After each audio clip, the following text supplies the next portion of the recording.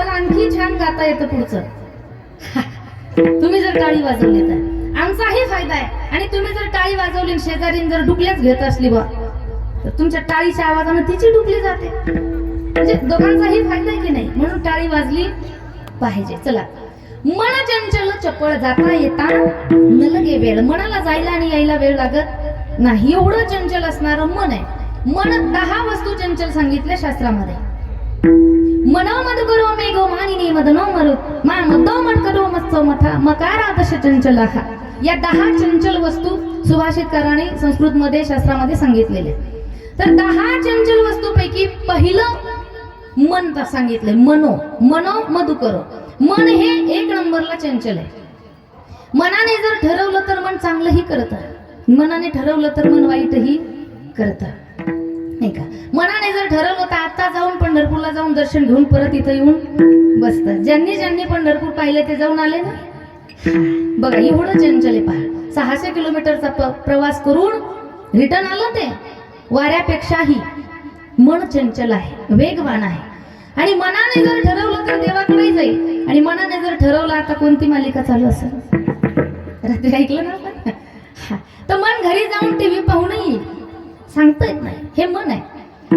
मग चंचल असणारं हे मन पण नाथ बाबा सांगतात की देवा माझं हे मन काय कर, हे कुठेही स्थिर होत नाही. हे नाथांना माहित होतं की मन इतरत्र कुठे स्थिर होणार नाही, म्हणून देवाकडे विनंती करतात अभंगाच्या पहिल्या चरणात. देवा माझे मन लागो तुझे पायी, देवा माझे मन लागो तुझे पायी, देवा माझे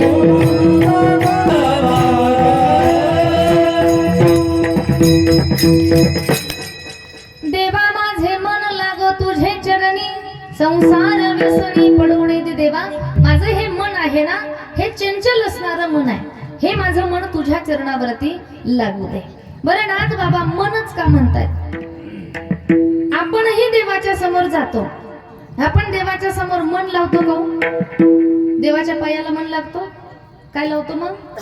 नाथ बाबा असंही म्हणू शकत होते की देवा माझे हात लागो तुझे चरणी. आपण काय लावतो? पायाला हात लावतो. खूप खूप झालं गर्दी नसली तर देवा माझे मस्तक. पण नाथ बाबा हात म्हणत नाहीत, मस्तक म्हणत नाहीत, तर मन म्हणतायत. मन त्याचं कारण आपण रात्रीही ऐकलं की मन जर एकदा देवाकडे गेलं ना, विषय असा आहे की एकदा राजा जर पुढे गेला ना तर प्रजेला जावंच लागतं. आणि मन हा इंद्रियाचा राजा, सर्व इंद्रियाचा राजा हा मन आहे. मन जर देवाकडे गेलं ना मग यांना या म्हणावं लागत नाही, हे आपोआप जातं. म्हणून नाथ महाराज सांगतात देवा माझे मन लागो तुझे चरणी, तुझ्या चरणावरती माझं मन लागू दे. कारण हे मन इतरत्र कुठेही स्थिर होणार नाही, हे धावणारं मन आहे. पण देवाच्या पायावर गेलं रे गेलं की आता कोठे धावे मन, आता कोठे धावे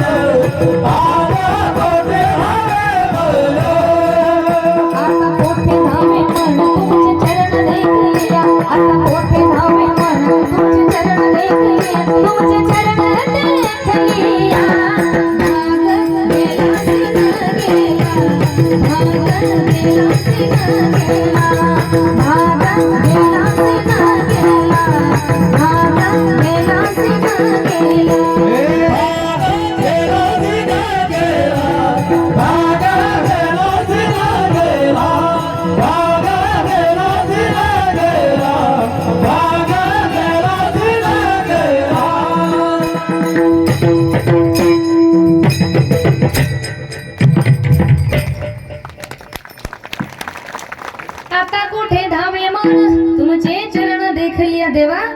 एकदा का ह्या मनाने तुझं चरण पाहिलं रे पाहिलं की मग आता हे कुठेही धावणार नाही. म्हणून तुझ्या चरणावरती माझं माझं मन लागू दे. आणि एकदा का हे मन तुझ्या चरणावर लागलं रे लागलं की या मनाला संसाराचं व्यसन पुन्हा लागू देऊ नको. कारण या संसाराचं व्यसन एवढं वाईट आहे.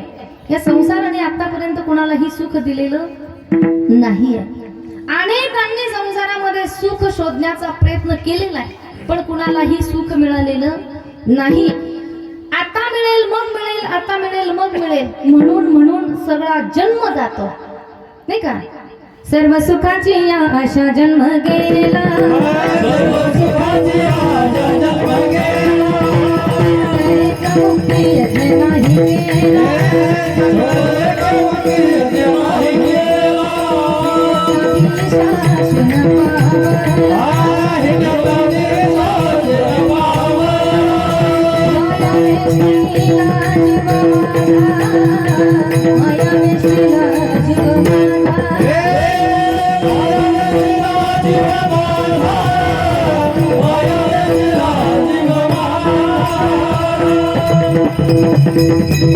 सर्व सुखाची या आशा जन्म गेला, सुखाच्या आशेत सगळा जन्म निघून जातो, नाही का. उदाहरणाने सांगायचं झालं तर एक पूर्वीच्या काळामध्ये तेली मामाच्या घरी घाणे असायचे पहा. घाणे असायचे, घाणे मशनरी वगैरे नव्हत्या, तेलाचा घाणा असायचा.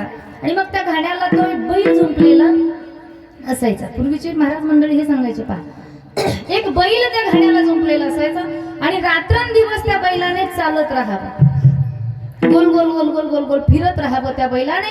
आणि मग ती मशीन तेलाची चालून ते तेल बाहेर पडायचं. पण एका तेली मामाने एक बैल घेतला आणि तो बैल बशा निघला. कसा? आता शेतकरीचे ना आपण सगळे, बशा बैल. त्याने थोडस चाललं की तो बसायचा, थोडं चाललं की बसायचा. आणि मग त्या तेली मामाने विचार केला, त्या ज्या शेतकऱ्याकडून घेतलं होतं त्या शेतकऱ्याकडे गेला. अरे म्हणे हा बैल बशा निघला, काय करावं आता. पण एक त्याचा मित्र होता, तो हुशार होता. त्याने सांगितलं एक काम कर म्हणे, हा बशा बैल आहे ना याच्यासाठी एक युक्ती कर म्हणे. त्याच्या ज्या मानेवर आहे ना थोडासा लाकूड बांध म्हणे, पुढे एक हातभर. त्याने पुढे एक हातभर असं एक लाकूड बांधलं आणि त्या लाकडाला पुढे एक घासाची, हिरव्या घासाची पेंडी बांधली. आणि मग त्या बशा बैलाने जेव्हा ती हिरवी पेंडी पाहिली ना, त्याला असं वाटलं आता थोड्याच अंतरावर आपल्या काय आहे, घासाची पेंडी आहे. आपण पटकन उठावं, 2 पावलं चाललं की ती घासाची पेंडी आपल्या मुखात येईल, मग आपलं पोट भरेल, हिरवगार घास आहे, मग सुखच सुख मिळेल, नाही का. तो बसलेला बैल पटकन उठतो आणि चालायलाही लागतो. त्याला असं वाटतं आता 2 पावलं चाललं, थोडा प्रयत्न केला, 2 पावलं चाललं की होईल बुवा. काय सावधान. आता अजून थोडस पाहुण्यांकडे ठेपे ठापे पाठवले, थोडस 2 पावलं चाललं की होईल ना सुख, मिळेल ती घासाची पेंडी. चालतोय तो 2 पावलं, पुढे चालतोय, पेंडी आणखी पुढे जाते. ठीक आहे, अजून 2 पावलं चालून पाहतो तो. त्याला वाटतं जाऊ दे आता एखादं लेकरू बाळ झाल्यावर सुख मिळेल. आणखी 2 पावलं चालतो, पण ते सुख नाही. आणखी 2 पावलं, आणखी 2 पावलं, असं करत करत करत तो आयुष्यभर चालतो. सुख पाहे जवळ पाडे, दुःख पर्वताये वळे, दुःख पर्वताये वळे, दुःख पर्वताये वळे, दुःख पर्वताये वळे, दुःख पर्वताये वळे, दुःख पर्वताये वळे, दुःख पर्वताये वळे, दुःख पर्वताये वळे, दुःख पर्वताये वळे, दुःख